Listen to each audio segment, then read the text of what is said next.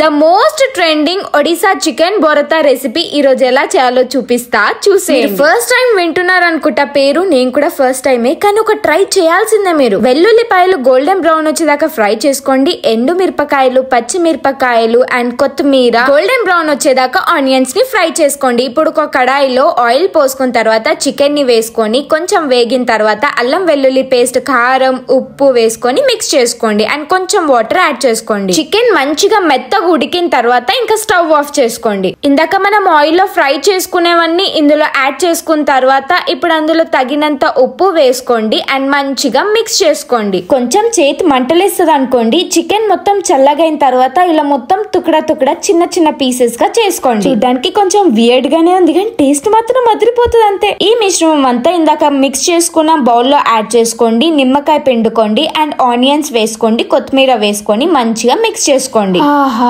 Smell మాత్రం అదిరిపోయింది. అలానే నోట్లో వేసుకోకండి. ఇప్పుడు అన్నంలో వేసుకొని కొంచెం నెయ్యి వేసుకొని తింటే ఉంటది. ట్రై చేసి కమెంట్ చేయండి.